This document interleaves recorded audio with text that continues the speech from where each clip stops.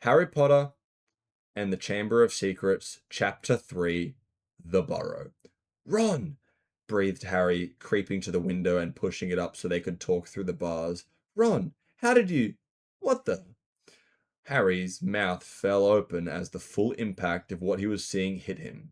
Ron was leaning out the back of a window of an old turquoise car, which was parked in mid-air. Grinning at Harry from the front seat were Fred and George, Ron's elder twin brothers. All right, Harry. What's been going on? Said Ron. Why haven't you been answering my letters? I've asked you to stay about 12 times, and then Dad came home and said you'd got an official warning for using magic in front of muggles. It wasn't me. And how did you know? He works for the ministry, said Ron. We're not supposed to do spells outside school. Good night, Nathan. Good night. Sick, guys. Back at it. Bit rich coming from you, said Harry, staring into the car, staring at the floating car. Oh, this doesn't count, said Ron. We're only borrowing this. It's Dad's. We didn't enchant it, but do a magic in front of those muggles you live with. I told you I didn't, but it'll take too long to explain now. Look, can you explain to them at Hogwarts that the Dursleys have me locked up and won't let me come back? And obviously I can't do magic to get myself out because the ministry will think that the second time I've done it in 3 days. So stop gibbering, said Ron. We've come to take you home with us. But you can't magic me out either. We don't need to, said Ron, jerking his head towards the front seats and grinning. You forget who I've got with me. Tie that round the bars, said Fred, throwing the end of the rope to Harry's. If the Dursleys wake up, I'm dead, said Harry, as he tied the rope tightly around the bar and Fred revved up the engine. Don't worry, said Fred, and stand back. Harry moved back into the shadows next to Hedwig, who seemed to have realized how important this was and kept still and silent. The car revved louder and louder, and suddenly, with a crunching sound, the bars were pulled clean out of the window as Fred drove straight up into the air. Harry ran back to the window to see the bars swinging a few feet above the ground. Panting, Ron hoisted them into the car. Harry listened anxiously, but there was no sound from the Dursleys' bedroom. When the bars were safely back in the back seat with Ron, Fred reversed as close as possible to Harry's window. Get in, said Ron. But all my Hogwarts stuff, my wand, my broom, where is it? Locked in a cupboard under the stairs, and I can't get it out of this room. No problem, said George from the front passenger seat. Out of the way, Harry. Fred and George climbed carefully through the window into Harry's room. You had to hand it to them, thought Harry, as George took an ordinary hairpin from his pocket and started to pick the lock. A lot of wizards think it's a waste of time knowing this sort of muggle trick, said Fred. But we feel there's skills worth knowing, even if they're a bit slow. There was a small click, and the door swung open. So, we'll get your trunk. You grab anything you need from your room and hand it over to Ron, whispered George. Watch out for that bottom stair. It creaks, whispered Harry. Back at the twins disappeared into the dark landing. Harry dashed around his room, collecting his things together and passing them out the window to Ron. Then he went to help Fred and George heave his trunk up the stairs. Harry heard Uncle Vernon cough. At last, they reached the landing, then carried the trunk through Harry's room to the open window. Fred climbed back into the car to pull Ron and Harry and George to the car to pull with Ron, and Harry and George pushed from the bedroom window. Inch by inch, the trunk slid through the window. Uncle Vernon coughed again. A bit more, panted Fred, who was pulling from inside the car. One good push. Harry and George threw their shoulders against the trunk, and it slid out of the window into the back seat of the car. Okay, let's go, George whispered. But as Harry climbed onto the windowsill, there came a sudden loud screech from behind him, followed by the immediate thunder of Uncle Vernon's voice. That ruddy owl! I've forgotten Hedwig! Harry tore back across the room as the landing site clicked on. He snatched up Hedwig's cage, dashed to the window, and passed it to Ron. He was scrambling back onto the chest of drawers when Uncle Vernon hammered on the unlocked door and it crashed open. For a split second, Uncle Vernon stood framed in the doorway. Then he let out a bellow like an angry bull and dived at Harry, grabbing him by the ankle. Ron, Fred, and George seized Harry's arms, and pulled him as hard as they could. "Petunia!" roared Uncle Vernon. "He's getting away! He's getting away!" The Weasleys gave a gigantic tug, and Harry's legs slid out of Uncle Vernon's grasp. As soon as Harry was in the car and had slammed the door shut, Ron yelled, "Put your foot down, Fred!" and the car shot suddenly towards the moon. Harry couldn't believe it. He was free. He wound down the window, the night air whipping his hair, and looked back at the shrinking rooftops of Privet Drive. Uncle Vernon, Aunt Petunia, and Dudley were all hanging dumbstruck out of Harry's window. "See you next summer!" Harry yelled. The Weasleys roared with laughter, and Harry settled back in his seat, grinning from ear to ear. "Let Hedwig out," he told Ron. "She can fly behind us. She hasn't gotten a single chance to stretch her wings for ages." George handed the hairpin to Ron, and a moment later, Hedwig had soared joyfully out the window to glide alongside them like a ghost. "So, what's the story, Harry?" said Ron patiently. "What's been happening?" Harry told them all about Dobby, the warning he'd given Harry, and the fiasco of the violet pudding. There was a long, shocked silence when he had finished. "Very fishy," said George finally. "Definitely dodgy," said George. "So, he wouldn't even tell you who was supposed to be plotting all of this stuff?" "I don't think he could," said Harry. "I told you, every time he got close to letting something slip, he started banging his head against the wall." He saw Fred and George look at each other. "What? Do you think he was lying to me?" said Harry. "Well," said Fred, "put it this way. House elves have got powerful magic of their own, but they can't usually use it without their master's permission. I reckon old Dobby was sent to stop you from coming back to Hogwarts. Someone's idea of a joke. Can you think of anyone at school with a grudge against you?" "Yes," said Harry and Ron simultaneously. "Draco Malfoy," Harry explained. "He hates me." "Draco Malfoy?" said George, turning around. "Not Lucius Malfoy's son?" "Must be. It's not a very common name, is it?" said Harry. "Why?" "I've heard Dad talking about him," said George. "He was a big supporter of you-know-who." "And when you-know-who disappeared," said Fred, craning around to look at Harry, "Lucius Malfoy came back saying he'd never met any of it. Load of dung. Dad reckons he was right in you-know-who's inner circle." Harry had heard these rumors about Malfoy's family before, and they didn't surprise him at all. Draco Malfoy made Dudley Dursley look like a kind, thoughtful, and sensitive boy. "I don't know whether the Malfoys own a house elf," said Harry. "Well, whoever owns him will be an old wizarding family, and they'll be rich," said Fred. "Yeah, Mum's always wishing we had a house elf to do the ironing," said George. "But all we've got is a lousy old ghoul in the attic of gnomes all over the garden. House elves comes with big old manors and castles and places like that. You wouldn't catch one in our house." Harry was silent. Judging by the fact that Draco Malfoy usually had the best of everything, his family was rolling in wizard gold. He could just see Malfoy strutting around a large manor. Sending the family servants to stop Harry from going back to Hogwarts also sounded exactly like the sort of thing Malfoy would do. Had Harry been stupid to take Dobby seriously? "I'm glad we came to get you anyway," said Ron. "I was getting really worried when you didn't answer any of my letters. I thought it was Errol's fault at first." "Who's Errol?" "Our Al. He's ancient. It wouldn't be the first time he's collapsed on delivery. So when I tried to borrow Hermes..." "Who?" "The Al Mum and Dad bought Percy when he was a prefect," said Fred from the front. "But Percy wouldn't lend him to me," said Ron. "Said he needed him." "Percy's been acting very oddly this summer," said George, frowning. "And he has been sending a lot of letters and spending loads of time shut up in his room.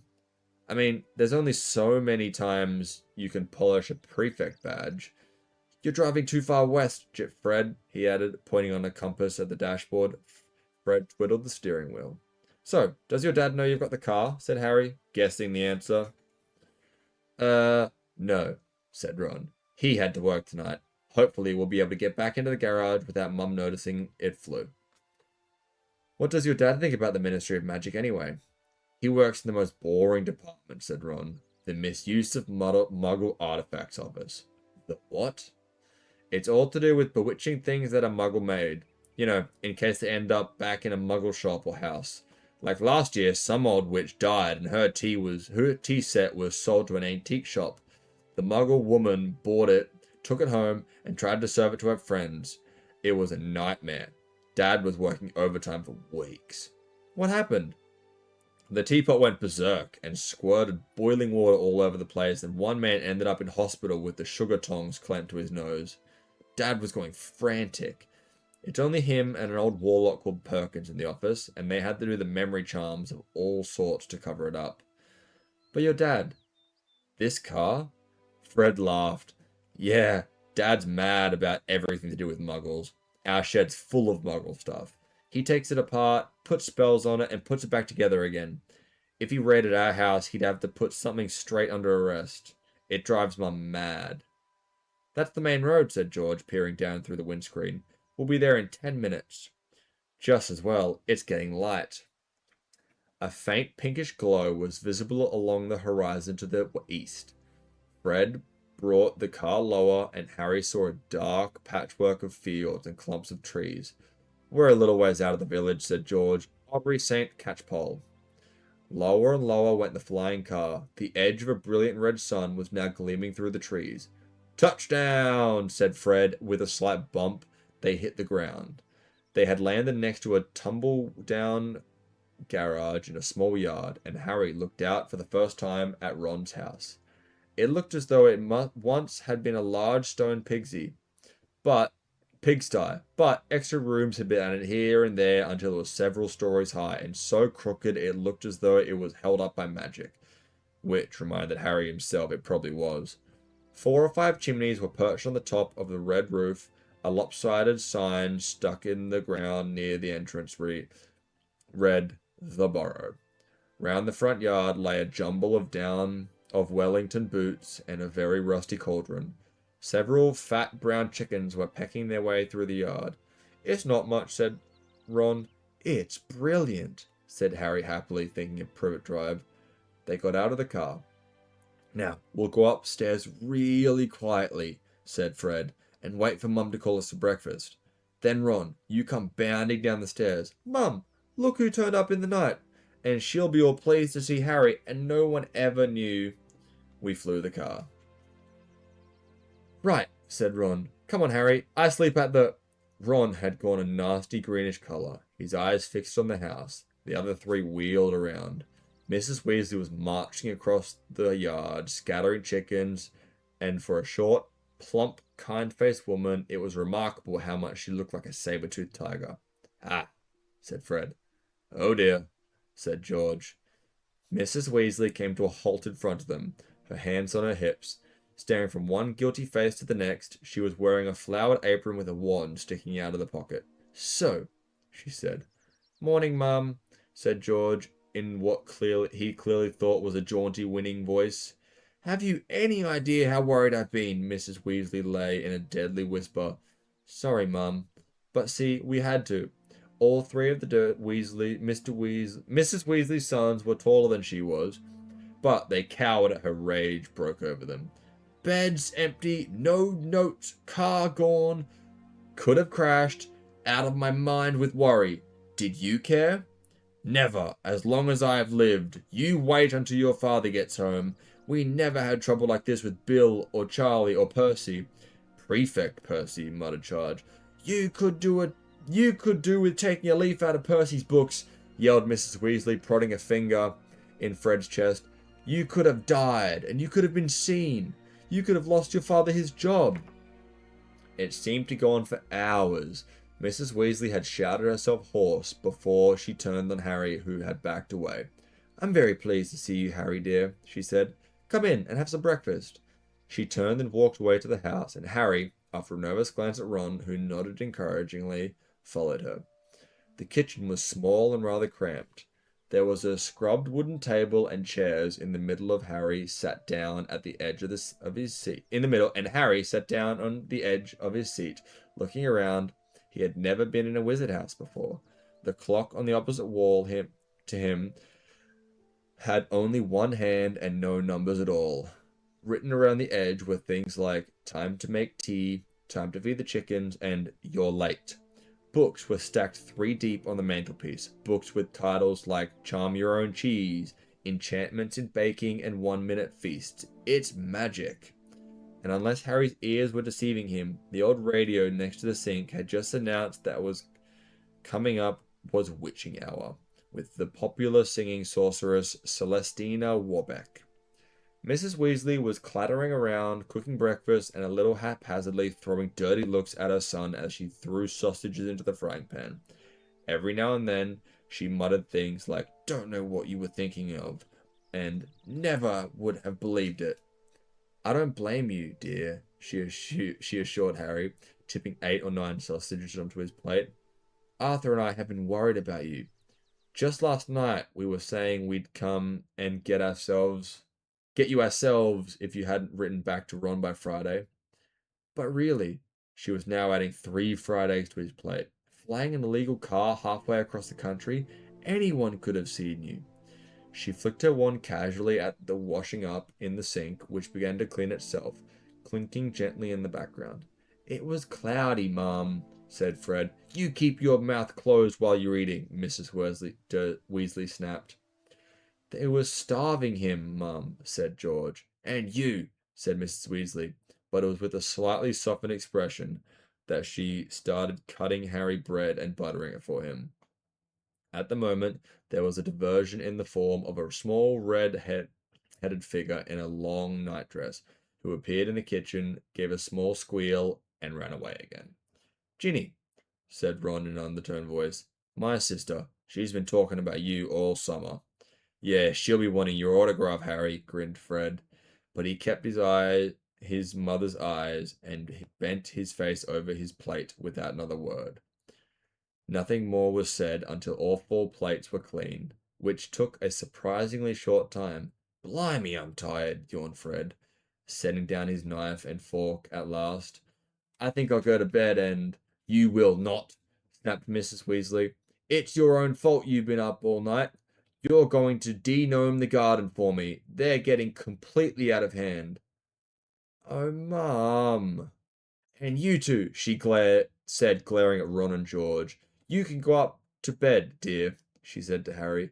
"You didn't ask them to fly that wretched car." But Harry, who felt wide awake, said quickly, "I'll help Ron. I've never seen a de-gnoming." "That's very sweet of you, dear, but it's dull work," said Mrs. Weasley. "Now, let's see what the Lockhart's got to say on the subject." And she pulled a heavy book from the stack of the mantelpiece. George groaned. "Mum, we know how to de-gnome a garden." Harry looked at the cover of Mrs. Weasley's book. Written across it in fancy gold letters were the words, "Gilderoy Lockhart's Guide to Household Pests." There was a big photograph on the front of a very good-looking wizard with wavy blonde hair and bright blue eyes. As always, in the wizarding world, the photograph was moving. The wizard, who Harry supposed was Gilderoy Lockhart, kept winking cheerily up at all of them. Mrs. Weasley beamed down at him. "Oh, he's marvelous," she said. "He knows his household pets all right. It's a wonderful book." "Mum fancies him," said George in a very audible whisper. "Don't be ridiculous, Fred," said Mrs. Weasley, her cheeks rather pink. "All right, if you think you know better than Lockhart, you can go and get it on your own. And woe betide you if there's a single gnome in that garden when I come out to inspect it." Yawning and grumbling, the Weasleys slouched outside with Harry behind them. The garden was large, and in Harry's eyes, exactly like a garden should be. The Dursleys wouldn't have liked it. There were plenty of weeds, and the grass needed cutting, but there were gnarled trees all over the walls, plants Harry had never seen before spilling over the flower bed, and a big green pond full of frogs. "Muggles have garden gnomes too, you know," said Harry to Ron as they crossed the lawn. "Yeah, I've seen those things they think are gnomes," said Ron, bent double with his head in a peony bush. Little fat Father Christmases with fishing rods." There was a violent scuffling noise. The peony bush shuddered, and Ron straightened. "This is a gnome," he said grimly. "Gear off me! Gear off me!" squealed the gnome. It was certainly nothing like Father Christmas. It was small and leathery, with a large, knobby, bald head exactly like a potato. Ron held it at arm's length as it kicked at him with his horny little feet. He gasped. grasped it around the ankles, and turned it upside down. This is what you have to do, he said. He raised the gnome over his head. Gear off me! And started to swing it in great circles like a lasso. Seeing the shocked look on Harry's face, Ron added, It doesn't hurt them. You've just got to make them really dizzy so they can't find their way back to the gnome holes. He let go, and the gnome's ankles, it flew 20 feet into the air and landed with a thud in the field over the hedge. Pitiful, said Fred. I bet I can get mine beyond that stump. Harry learned quickly not to feel too sorry for the gnomes. He decided just to drop the first one he caught over the hedge, but the gnome, sensing weakness, sank razor-sharp teeth into Harry's finger, and he had a hard job shaking it off until, wow, Harry, that must have been 50 feet. The air was soon thick with flying gnomes. See, they're not too bright, said George, seizing 5 or 6 gnomes at once.